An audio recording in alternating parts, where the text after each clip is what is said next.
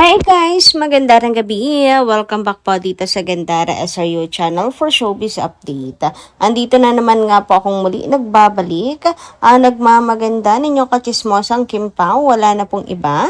Ang lokaret na si Gandara upang maghatid sa inyo ng latest update and fresh happenings patungkol kina Kim Chiu and Paolo Avellino. And para sa gabing ito, ang tummy ni Kimi na medyo bundat ang ating pag-uusapan sapagkat napansin ng ilan na para nga daw pong buntis itong si Kim. So, and may mga nagsasabi nga na OMG, mukhang meron ang aaminin daw ang Kim Pao.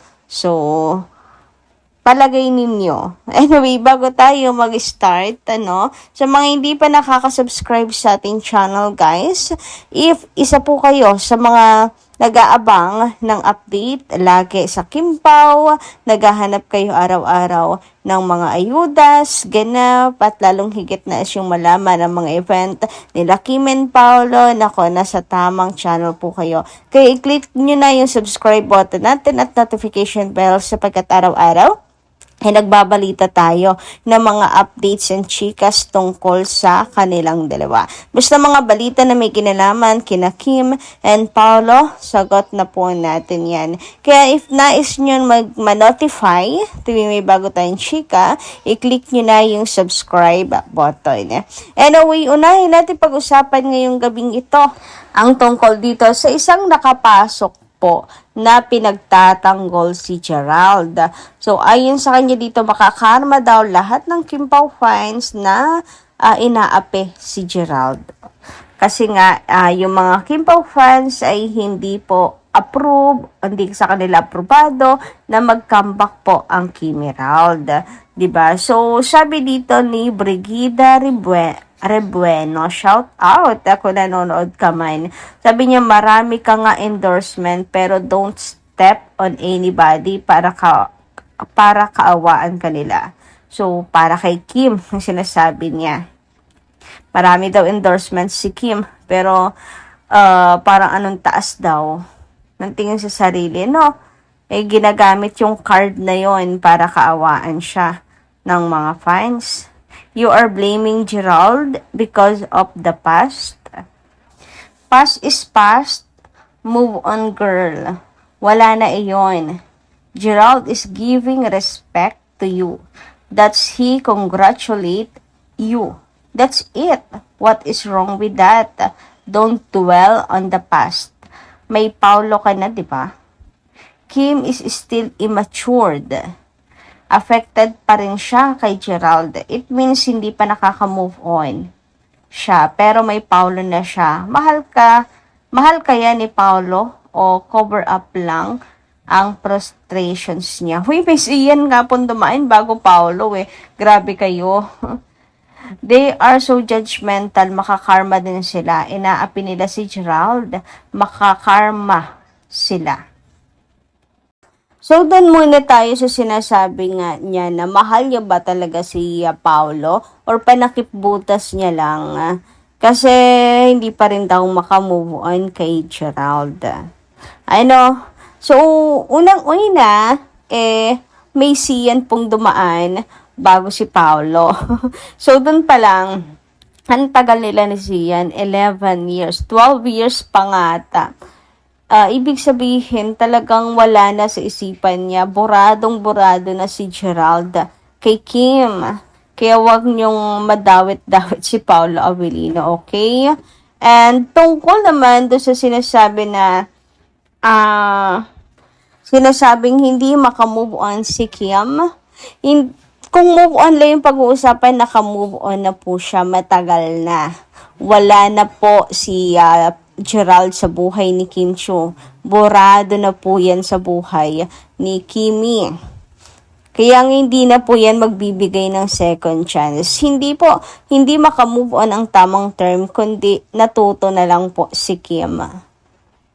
Natuto na po siya sa kanyang karanasan at ayaw na niya yung maulit. Hindi dahil sa hindi siya makamove on, pero never forget ika nga niya.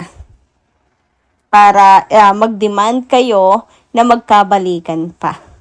Tapos ano yung sinasabi ninyo na, yes, madaming endorsement si Kim, pero wag mang-apak na ibang tao. Na para pang sinasabi nyo, ano na ni Kim Chiu ngayon, ang laki na ng ulo. Hindi po ganun si Kimi. Kung yung beso lang naman pag-uusapan, pagbati, pag-congratulate sa kanya, walang problema naman po yun. 'Di ba? Hindi naman issue yung pagbeso. Ang naging issue yung pagre-relapse. Ang naging issue ay yung pag-wish na magkabalikan sila, na malay mo sila pa rin yung endgame and all. Na para bang ang hindi niloko si Kimi kung makademand ang ilang mga Kimerald fans. Yun yung naging issue, hindi po yung pag-congratulate at pagbati sa kanya, okay? Comprehension naman. Anyway, let's move on naman dito nga sa short clip ni Kimi na kung saan halata nga po yung tiyan ni Kim Chiu na medyo bundat siya. So, siguro sa angle, sa damit, or sadyang malaki yung tiyan ni Kimi itong time na to. And syempre, makakaligtas ba naman yan sa mata ng mga fanny? Syempre, hindi, di ba? Mapapansin at mapapansin nila yan. Pero, ayun nga, kung mababasa nyo dito, juntis ba si Kim Chiu? Buntis ba si Kimi? Parang buntis si Kim. Ayan, daming ganyan. Ang laki kasi nung tiyan nga niya dito. Hindi naman makakaila kasi talagang halata dun sa damit. Lalo na ganito pa nga yung suot ni Kim Chiu. Samantala, mukhang ang mga Kim Pao fans naman ay masaya. Masaya na makitang parang medyo malaki ang tiyan ni Kimi na para bang may baby bumps. Sabi nga dito, baby na ata ang announcement. Sana nga, hehe. So, alam niyo naman na mga Kim Pao fans, di ba? Gustong-gusto na pong ma-meet ang kambal. Huy, kambal talaga. So, eto, sabi rin dito, no? Di ba nga sinabi may announcement and Kim Pao. So, let us wait and see. Pero, ang ganda-ganda ni Kimi ngayon. Anyway, confirmed na ng Kim Pao admin. Taken na nila ang isa't isa. There is already string attached to them. So, no problem. Church wedding the soonest, December na. Mag-antay tayo. Ayan. So, palagay naman ng iba, kasi nga ay meron daw pong magandang balita, mga Kim Pao fans. Baka ito daw yung announcement. baka ang announcement ng Kim Pao mayroon ng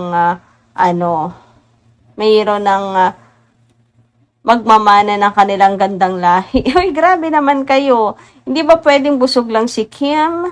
Pero sobrahan ata sa pagka-excite itong mga Kim Pao fans, Pero ako kasi talagang naniniwala na ang pagiging dalagang Filipina girl nitong si Kim Chiu at meron siyang paninindigan and napaka-conservative ni kaya wag po muna masyadong ma-excite at wag po muna mag-assume. Okay? Kasi kita rin naman natin sa galaw mga ginagawa ni Kim Chiu na medyo mabibigat. Yung mga dance pride, di ba? And napaka-active ni Kimi, super busy sa trabaho and parang ang walang tulog. Pero, speaking of announcement, ano kaya yung announcement na yun ni Kim or announcement ng Kim Pao na sinasabi? Ano kaya itong great news para po sa lahat ng Kim Pao fans? Well, ang uwi ng hula ng mga fans, ay concert. Pero, pwede rin naman pong may next project nang nakaabang agad-agad sa Kim Pao. It's a great news din, hindi ba? Or meet and greet. Pero ano man yan na bastang importante, kasasaya ng mga fans, yung makabawi po sila sa kanilang mga fans. So, nakaka-excite tuloy, at nakakapagpa-overthink yung special announcement na yan ng Kim Pao. Hindi nga rin kaya tungkol dito sa adaptation ng Crash Landing on You. Parang pinag-usapan din yan before di ba?